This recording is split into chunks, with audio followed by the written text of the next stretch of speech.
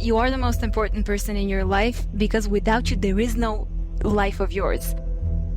If you don't take care of yourself, nobody else will. So do you really know yourself? Self-love shouldn't be dependent on your achievements. It expands you. It makes you a more expanded version of yourself.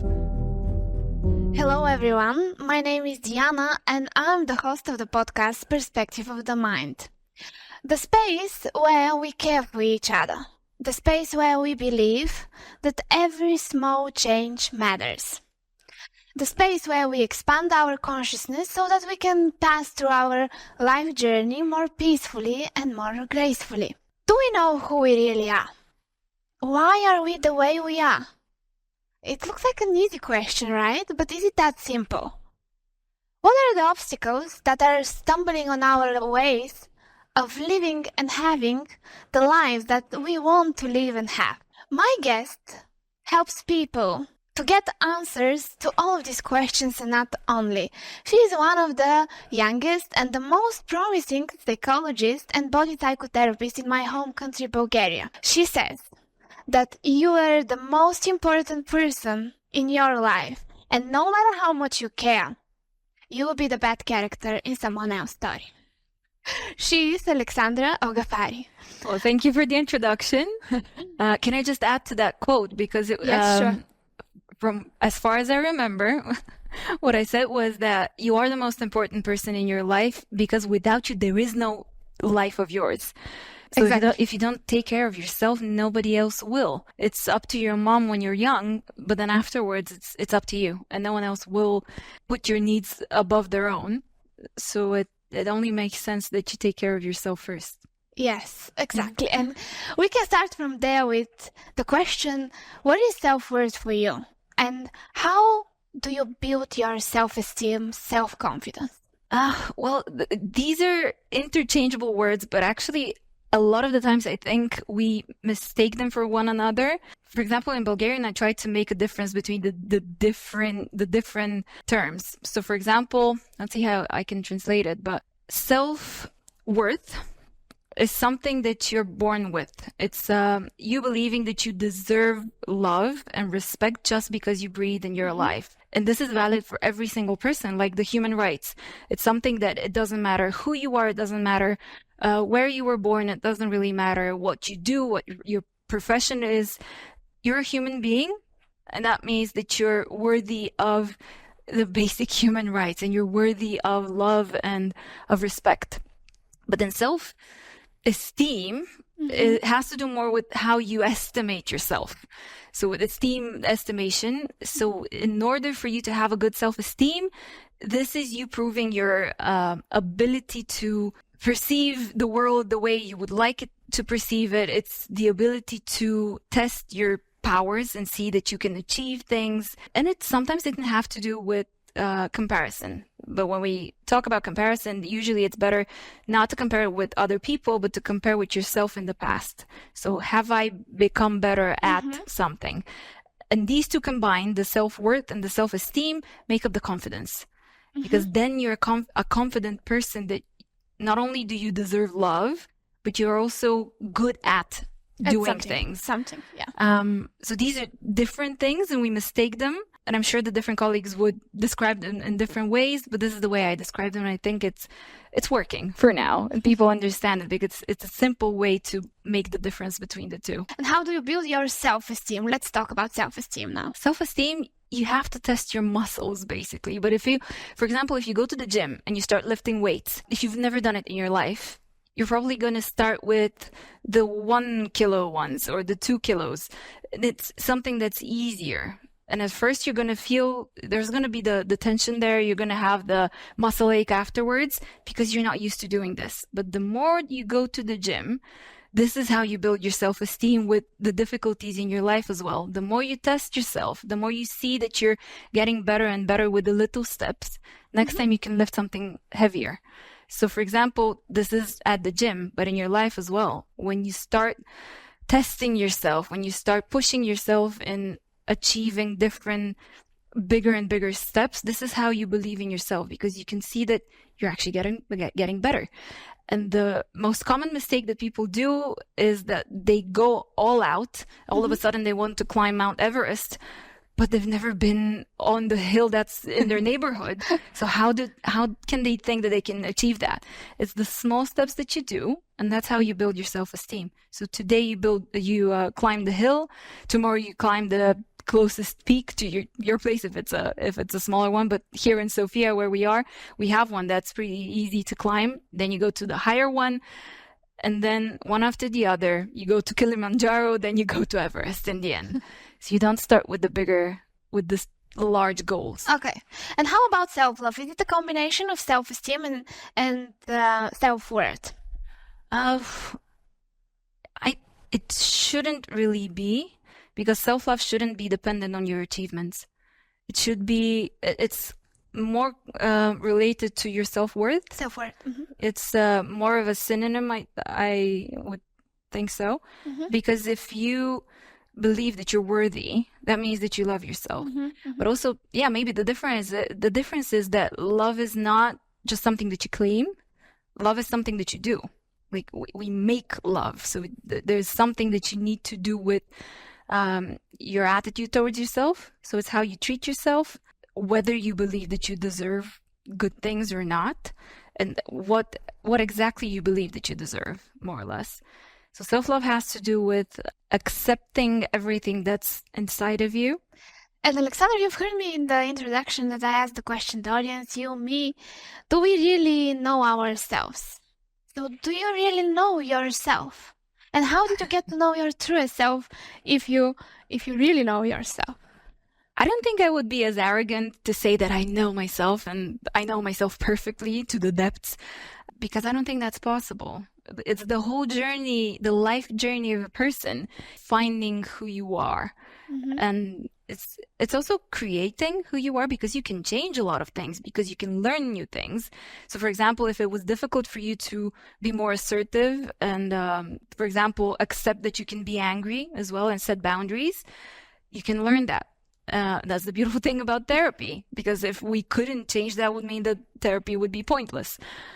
So in that case, the more that you learn about yourself, the more you know yourself, obviously. But I don't think you can know yourself perfectly, absolutely. Yeah. It's a beautiful journey. It's a journey. It's a journey, yes. Yeah. We learn every day about ourselves. And if we were to imagine now that you're much, much older and you haven't achieved a successful career, you haven't built like a family, do you think that you continue to love yourself? Is that a personal question? Yeah. Okay. If it's okay to answer. Yeah, no, it is. Do you think that you love yourself even without those things? I think it would be more difficult, because some of these things are important to me. For example, building a family. So I think, that would be a task for me to be able to love myself even without having these things that I have planned. But that would probably be one of the lessons to learn, because I think life gives us lessons like this. Whenever you really want something, and if it's not happening the way you want it, it's your task to learn to accept yourself and accept that you're there. It's progress. There are different steps along the way. And I do believe that we are exactly where we need to be in that particular moment, because there are lessons to learn. And I love it. A lot of the podcasts that I go to, I have to translate stuff from English to Bulgarian. So I love it that I can say it in English here. But there's this saying that you either learn from it, you either earn from it, or you learn from it. So if it's not something that you earn, like a family or a career or a particular goal that you have in mind, you learn from it. And it makes you, I wouldn't necessarily say better, but it expands you. It makes you a more expanded version of yourself. So there's more of you. Yeah. You get to know yourself in different situations. And I think he is like the perfect timing to talk about humility. Yeah. Why is it so difficult for us to practice that? I think I'm going to give it an interesting perspective that most people don't think about. Why is it so difficult to be humble and to find humility? Because I don't think we've learned to set our boundaries in the first place. People, whenever they think about being humble, they just imagine someone who's like so open-minded and open-hearted, and they're they easily accept things that happen to them. But I think you need to know your power at first. You need to know your strength. So when you can assert yourself, when you can set boundaries, when you can say what you like and what you don't like, this gives you the instruments to defend yourself. And once you have that, you don't need to use it all the time. But once you know that you can do that for yourself, you can let go of it. And then you can be more humble and accept, because there's a very thin line between being humble and being surrendering in the bad way, where you just let things go and you can't control anything in your life. Because a lot of people think that humility is just letting things go, but it's not exactly. It's finding where you can control things for the better, so you can set the boundaries that you need to protect yourself, because that we're animals after all. So like every other animal, how they set the boundaries and they protect themselves, we humans need to do the same. And then once we've established that this is my territory, this is my body, these are the things that are important for me to not only survive but also have a good life, then I can be humble, and then I can open myself to giving to others as well. Because otherwise we're just in survival mode. Yeah. And what is the difference with reconciliation? Maybe you've just mentioned that. In the sense of... in comparison with humility. Well, again, the thing is, people use it in different situations. For some people, it's with the positive connotation. For others, it's not. But I think that the positive one would be, whether it's reconciliation or humility, the positive version would be, once I know that I can protect myself, then I can let go. And then I can just relax. Because these are the two sides of a coin, basically. On the one side, you protect yourself. On the one side, you're strong. You can achieve. That's the healthy aggression that we all have inside of us. But on the other side, it's asking for help, saying that you don't know, being humble, basically, and being able to surrender and trust another person, because that's also part of humility. It's trusting others, but also trusting the bigger thing. So trusting either God, the universe, life, whatever you want to call it. So on the positive side of things, you need to have that strength before you can do that. And Alexandra, we live in very, very interesting time where it seems like nothing is enough. Neither our faces, nor our body, nor our relationships, as if we have agreed in the collective unconscious that it could be more. And where is the healthy boundary between, yes, I want more, that's my human nature, but at the same time, it may be it all can be converted into a negative pattern. Yeah, I think that's a very good question. Where is the boundary? Where is that thin line between consumerism and also the healthy progress that we want to make? And honestly, I see people nowadays that are in both extremes. Either the hustle culture where you need to do more all the time and it's never enough, or people that can't really take matters in their own hands, and they're only basically lying around and not doing anything, waiting for things to happen. But there's fear in both sides, and it's the same fear that if I don't do this, if I don't hustle all the time, I wouldn't be enough. Or the other side is, if I start doing something but I fail, I'm not going to be enough. So I think this is the difference between having enough and being enough. So having enough is something that can be pushed further and further, I think, up to a point, obviously. I mean, there are people in this world that have more than enough.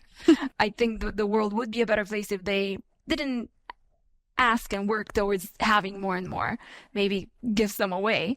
But yeah, we can work towards having more free time, having better health, having Why not having beautiful things, beautiful objects around us? That's fine. But as long as we have the center within us that says, I am enough, and this that's outside the external world is not what gives me my self-worth. Circling back to self-worth, as long as I know in my core that I am a person that's worthy of love and it's worthy of respect, and that my self-worth is not determined by the things that I do and the things that I have, we're in a good place. So I think people having good self-worth wouldn't go in the direction of consumerism and over-consuming things, because they would know that they don't need that. And do you also think that the desire for more comes from the void and the emptiness that we all sometimes feel as human beings? Like, just to cover up the fact, as Travis Woods, one Australian author, says, the fact that we know deeply inside of us that we will die, and it's too painful, and we need to have something just to forget the deep and painful truth.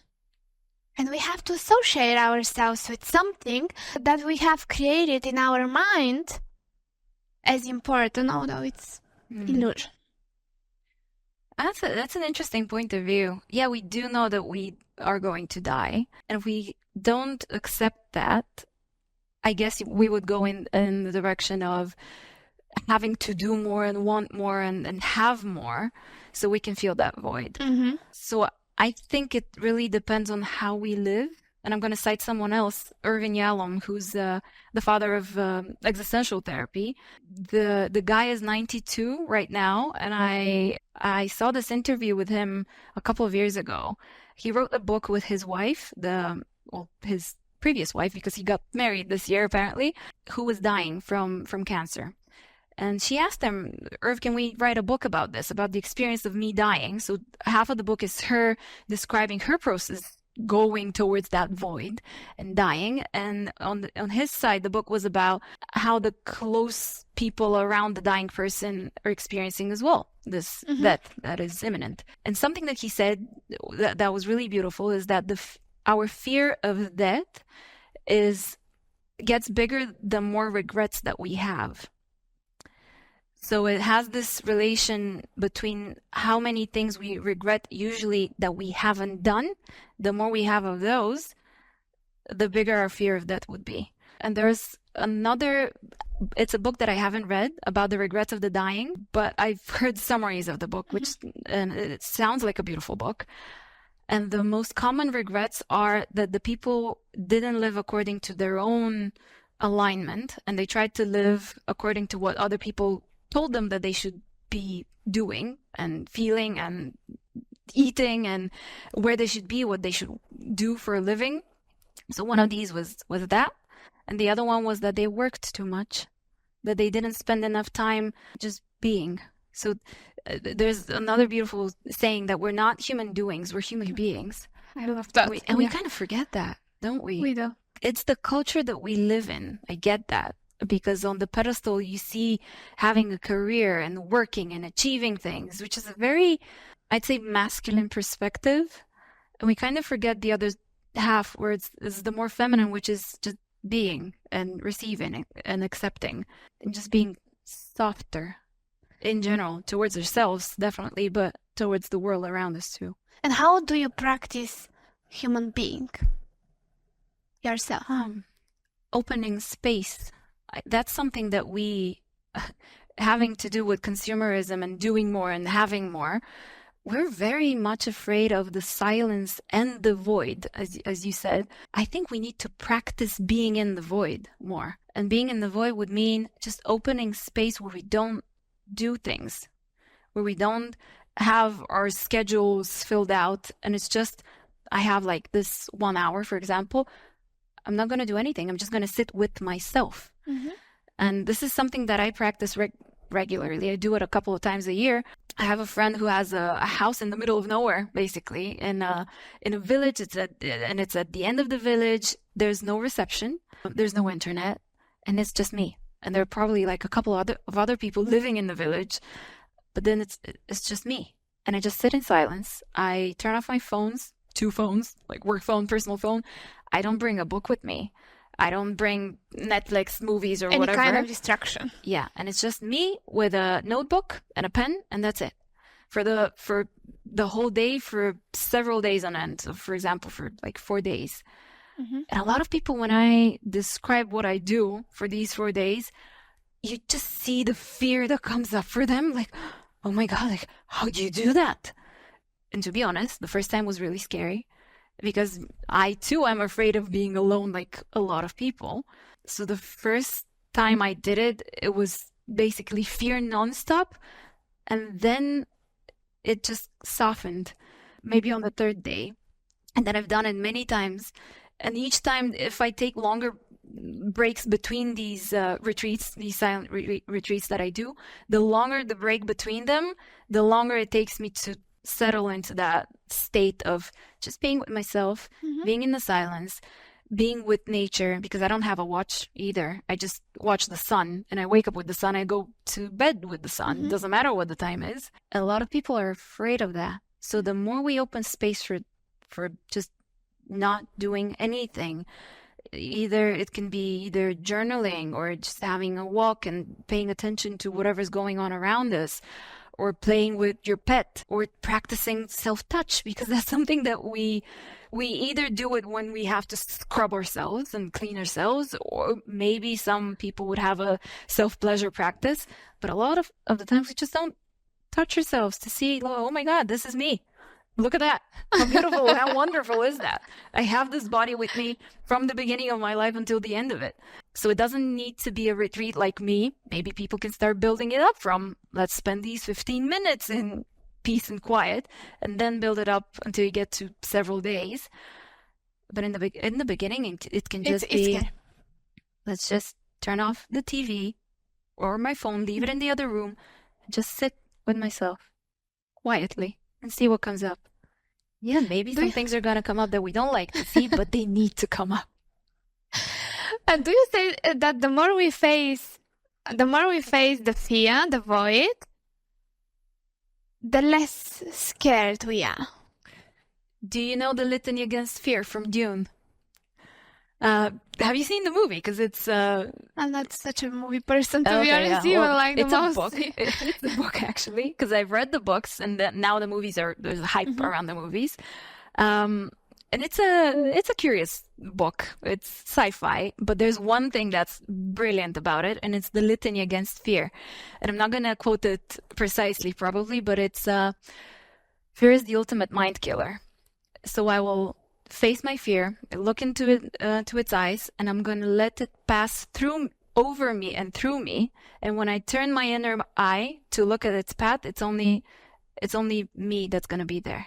Only I will remain. Mm-hmm. So it's not a perfect quote. Powerful. Yeah, that's very powerful. Yeah, but that's it. Jung has said that where our fear is, that's where our work is. Yeah. So if there's fear of something, that means there's a trigger, and it's giving us the direction in which we need to go so that we can calm ourselves, so we can conquer our fear and maybe accept that part of ourselves that is afraid. We can learn more about ourselves. And shall we face the fear step by step? Yeah, I think because so. Because if it's so big, it's difficult, right? Yeah. And it can be traumatizing. Yeah. There are in some methods, there are these flooding techniques, exposure techniques, which work wonders. But until the person gets to the flooding techniques, which is, for example, if you're afraid of dogs, a flooding technique is you going to a dog shelter and all the dogs are around you and you get to pet them. So it's overstimulating your nervous system with the thing that you're afraid of. But you do that after a long, long time of looking at pictures of dogs or drawings of dogs and then pictures of dogs and then looking at a video of a dog moving, then going to the park and seeing a dog from like a very far away.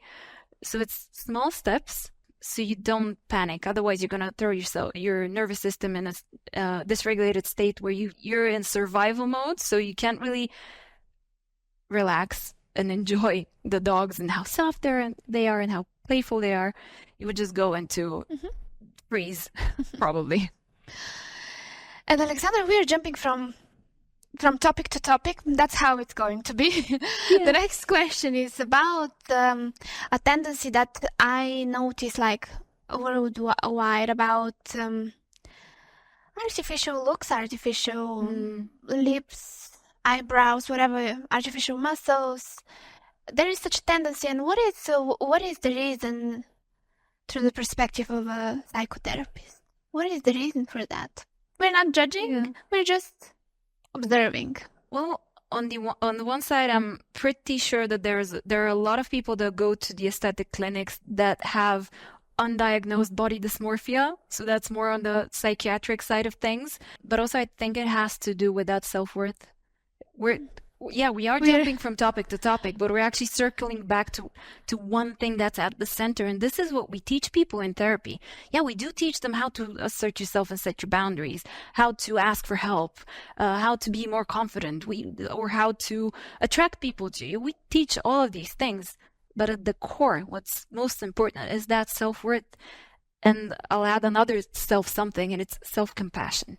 I think we lack that. We have the whole civilization around us telling us how we're not good enough. And it's again about whether I am enough.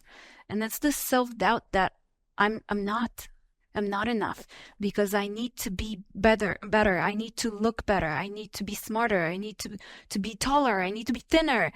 And it's not only in regards to women. Because usually, it's on the magazine cover, it's the women, or on Instagram posts, you see all the models. But there are a lot of stereotypes that men have to fill in as well. Mm-hmm. And it's this lack of trust that our bodies are perfect the way they are. And it's lack of belief that we deserve taking care of our bodies. Because there's a lot of forceful negligence, I would say, even when we're trying to get the six-pack and get the muscles and get the looks. There's no love in this. No, there's forcing ourselves to be something and trying to squeeze ourselves into the boxes of how society wants us to be. And we forget that we're unique. Mm-hmm. Like, there is no other you on this planet, and there will never be, there never was. It's just you right now in this lifetime. Mm-hmm. And that's so precious. And we forget that. And it does make me sad, because thank God I've made my Instagram, the algorithm knows me and it shows me only things that I like. But I've seen on other people's feeds, for example, different profiles of people that look exactly the same. And we do have this tendency here as well in Bulgaria, with women trying to look a particular way, and especially when it comes to women. And then you see them in a reality show, for example, and you can't really tell them apart. Because it's like, which one were you? Because you go to the same doctor and you have the same lips, you have the same nose, you have the same cheekbones. And we forget that our uniqueness is actually our gift. It's our gift to share with the world. And not just to add this, I'm not judging people for whom, whenever they do something, they change something about their bodies, it really makes them feel good. Because, for example, I have a friend, her whole life, her self-worth was suffering. Yeah, whether she could have gone to therapy and worked on that, that's a different question. But she had really small breasts. And it was her whole life that she suffered from this. So she made the change. So she had implants put in, and now she just feels better about herself. So for some people, that can be a solution. I don't think it's for everyone. And most definitely there are situations where it's not necessary. I just wanted to say that, so we don't really judge and generalize everyone that does that. Mm-hmm. And what are your tools, your personal tools, to face the fact that with the time, your body, your face will be changing? You mentioned compassion. Yeah. What else?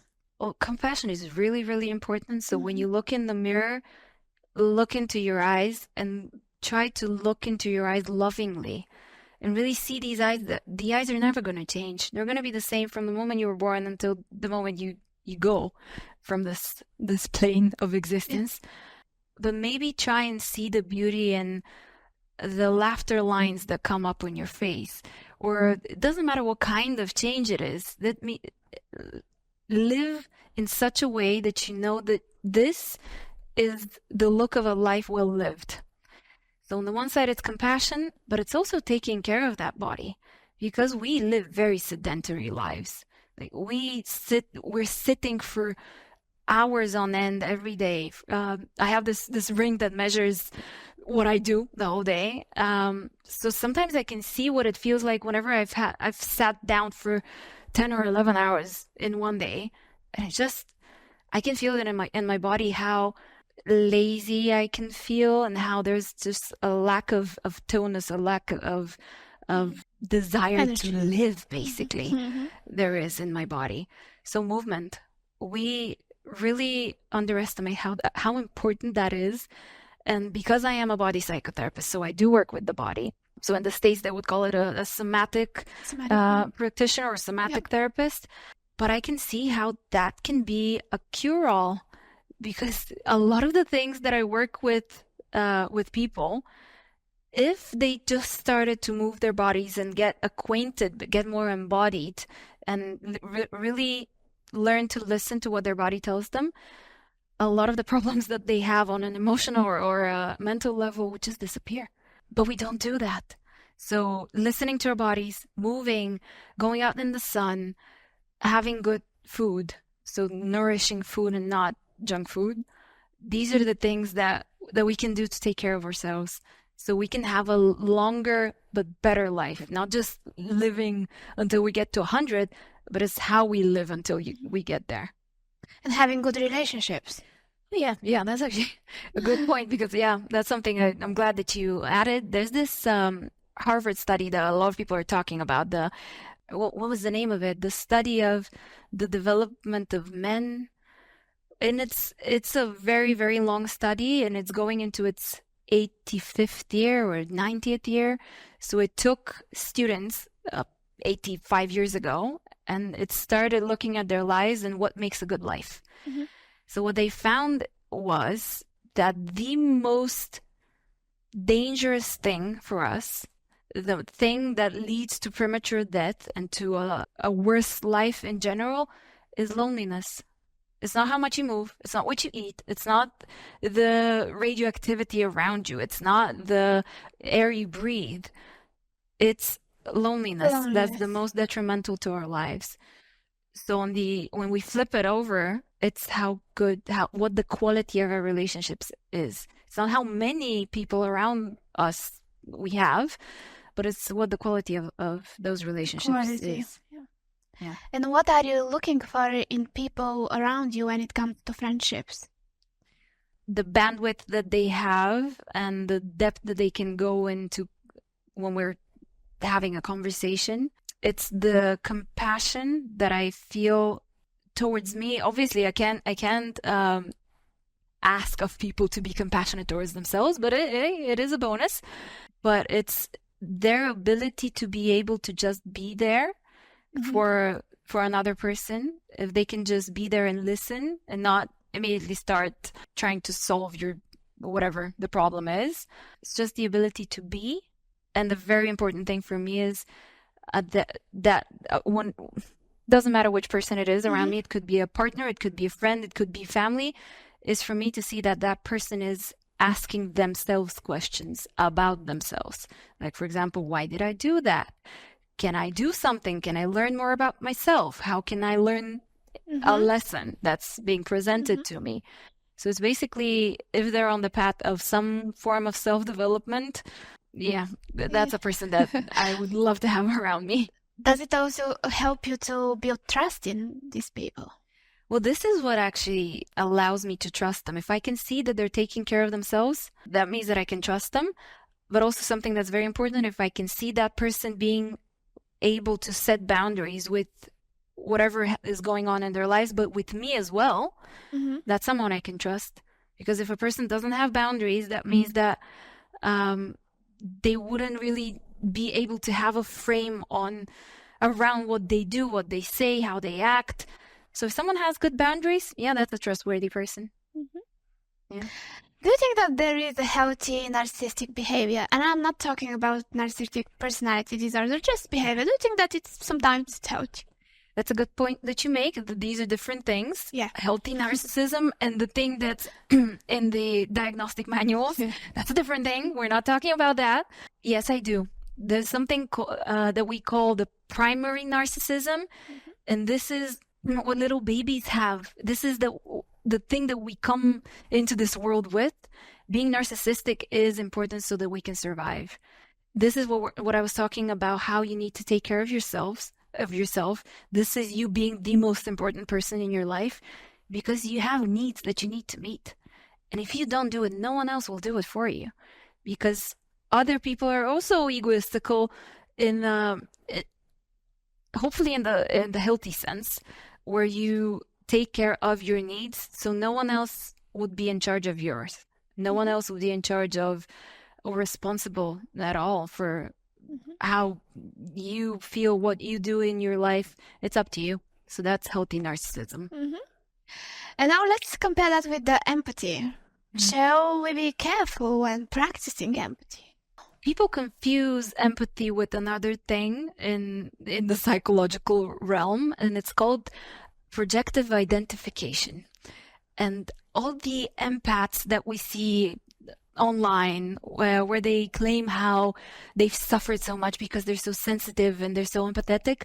No, that's not empathy. That's projective identification, which means that whenever you're telling me your story, I start to identify, or a part of me starts to identify with whatever you're telling me. So I start to suffer. But I'm not suffering because of your pain. I'm suffering because there's a part of me that identifies, that relates to whatever you're going through. And that's why I feel it so much. So usually empaths, are people who can't set healthy boundaries.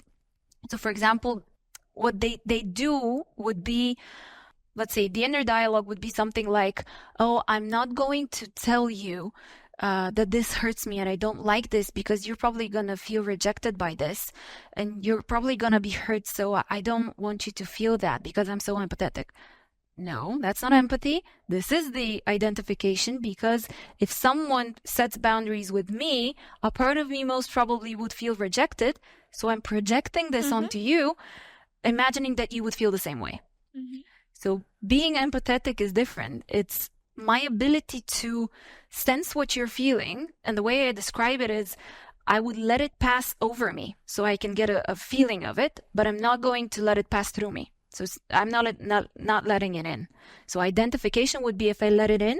Empathy would be if I just let it touch the surface so I get a sense of it. I get a taste of it.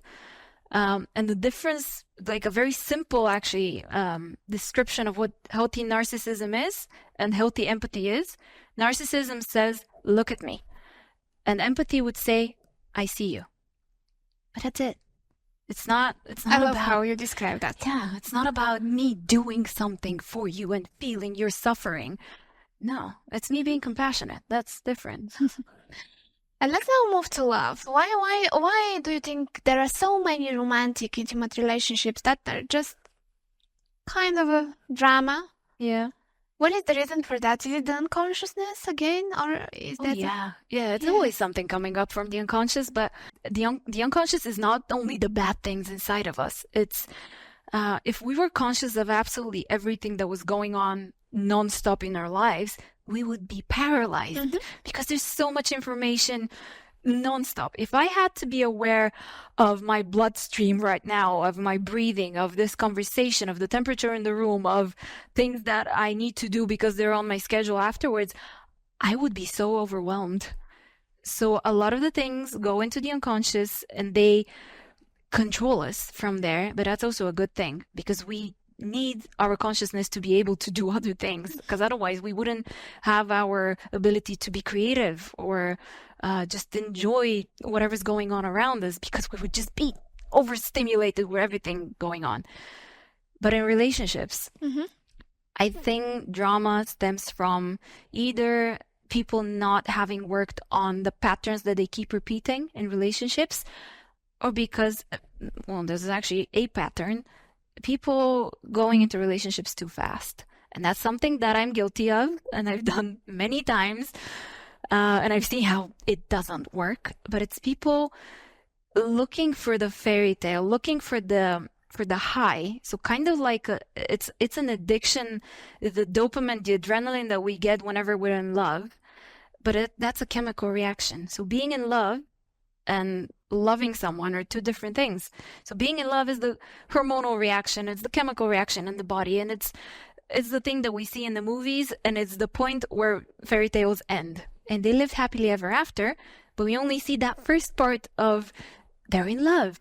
We never have that part of the fairy tale where they're at home and he throws his socks on the floor, or she's forgotten to do something, or she hit the car or whatever. We don't get that. And that's part of a real love and real relationships. And a lot of people don't get that as I said, you make love. That means that it's something that you do. It's not something that you sit there and it's just happening. It's effort. It's time that it takes. It's trust. The effort is in you constantly trying to get to the other person, to understand that other person, to share yourself with the other person as well. Mm-hmm. And it's a full-time job. If you have a relationship, it's a full-time job that never ends. And a lot of people don't like that. They think it's just the fairy tale part.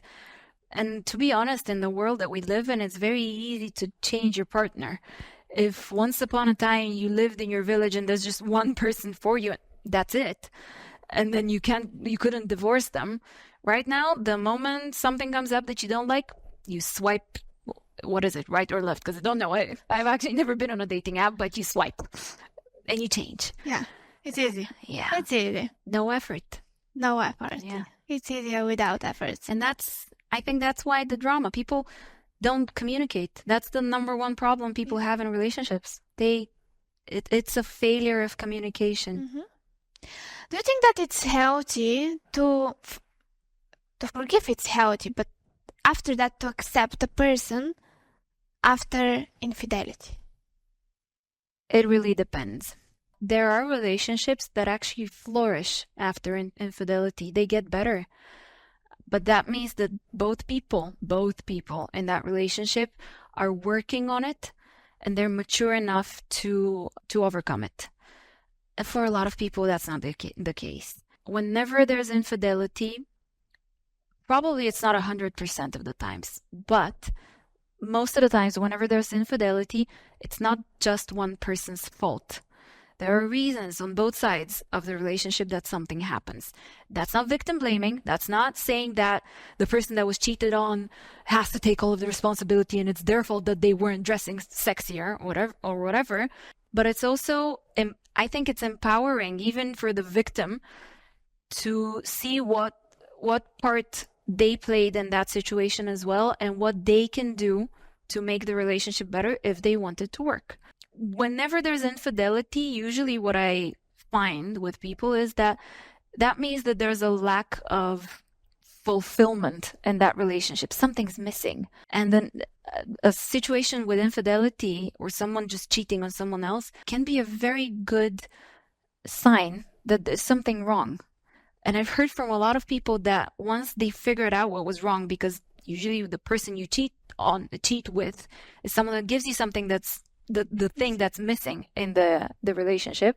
You can see what's missing and you can bring that back to your relationship and see how the two of you can try and work on it so you can make it better. So it's not uncommon, to be honest. It's not uncommon for infidelity to happen in relationships, especially in long-term relationships, but it's not necessarily the end of the world. It can make a relationship better as long as both people want to work on it. If it's just one single-sided, it's not going to work. Mm-hmm. You said that one of the reasons for infidelity is that something is missing. Yeah. And do you think that we as species, we are monogamous? No, actually, we're not. Even if you go on Wikipedia, because I went on Wikipedia once to just read on it, but we did study it in my bachelor's in social psychology. We're actually not a monogamous species. We are serial monogamists. That's what they call us. Serial monogamists, because the tendency is to be in a monogamous relationship, but once it ends, we go into another monogamous relationship. Because being monogamous means that you have one single partner throughout your whole life. So this is, I think, storks are like this, swans are like this. A lot of the bird species are like this. Most of the mammals are not, and we're mammals. So that would explain why infidelity is possible in a relationship with among humans. Because once we have a partner, that doesn't mean that we just go blind for everyone else. And obviously, if there are problems in the relationship and that leads to infidelity, there are things that need to be worked on in the relationship. But no, we're now monogamous. There was an interesting statistics, but I can't remember the percentage, but it was shocking. There was only like 17% of human societies are monogamous. Only 17%. And the rest are in different versions of either serial monogamy or polyandrous or polygynous, I think that's the term, where you can have more wives or more husbands, basically. But yeah, we're not monogamous, actually. And now let's jump to the last. I see that we are running out of time. To the last topic about artificial intelligence. Do you think that we are mentally prepared for that? I'm not sure. I don't know. It really depends on the way that we use it. And I listened to a podcast, but I can't remember which podcast was it or who the guest was, but it was a very curious, interesting thing that they said is that artificial intelligence is like a child. It's in its learning stage. And like with every child, it needs a parent to teach them how to be, how to live. So if we're negligent parents, we're going to have a child with problems. So I think it has to do with how we teach that child that is growing right now and what we feed it. Because if we feed it bad things, I'm not an expert, obviously, in technology, but if we feed it bad things, it's going to go in a bad direction, like with every single child. But if we feed it good things, whatever that means, but like the boundaries that it needs to have, we can't really teach it compassion, but maybe we're going in that direction, who knows? But different behaviors and how to behave with other AIs or with humans, if we're good parents to it, I think it would be very useful. I was shocked because a week ago or 2 weeks ago was the first time that I used the ChatGPT, and I was both shocked and so amazed at the power of the thing. Yeah. But it really depends on how you're going to use it, because it can be a beautiful thing that makes life so much easier, saves you so much time.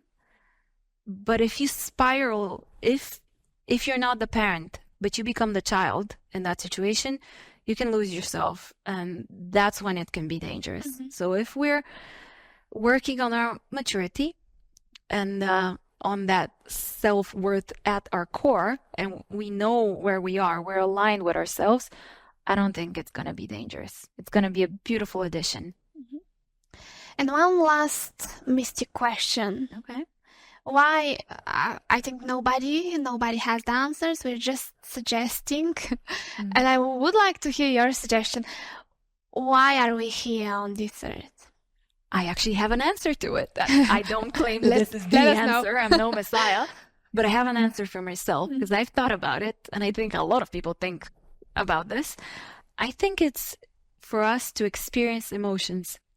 To experience emotions? Emotions, yeah. Okay. Because if we claim that there is the infinite information field that exists out there in us everywhere, I think information on its own is devoid of color, of the experience of the thing. So if we have the theory of how time is one unit that exists, everything exists at the same time. So all past different options, all presents and all futures exist at the same time. That means that everything is happening at the same time. We have the information of what's going to happen, but we don't have the experience of it. So I believe that our soul comes here to color in the information that it probably already has. because it has the information like a computer Mm-hmm. of the thing, but it doesn't have the feeling of it. So we're here to experience the feelings, all of them. And if you say that the future, the past, everything is happening simultaneously, does it mean that we can choose what to experience? Oh, that's a very difficult question. And we actually don't have an answer to it. We don't. What do you think? I think it's a mix of both. We do have a path that this is my personal answer, that our soul has chosen. And I do believe that we choose even the most difficult things that happen to us. But as we said, you either earn from it or you learn from it. And our soul needs the lessons, even from the worst scenarios possible, because it's an addition to the field, the information field, all of the different possibilities of experiences. But I would say that we do have a choice up to a point, and it's how we go through those experiences. What a beautiful way to finish the conversation. I just, as a very, very end, play a very quick game. I start a sentence and I would like you to finish the sentence just with a couple. Rapid fire. Yes, something like that. With every year, I realize more and more that there is darkness inside of me, and that's a beautiful thing as well. The meaning of this life is experiencing everything that we can experience, all of the emotions. My work with people as a body psychotherapist teaches me that life is complete improvisation, because every single time a person comes to me, even if it's for the 50th time, I have no idea what they're coming with. And it's improvising. If I could change one thing in the world, it would be? The perception of otherness, because people perceive other people as other beings, and we're not. We're part of the same system. Yeah. And I really believe in love, and how love can be found even in the darkest of places. Thank you so much, Alexandra. That was such a beautiful conversation. I really appreciate your time. Thank you, and Diana. your soul. Thank you so much. Thank you. Thank you for watching. I'll meet you in the next episode.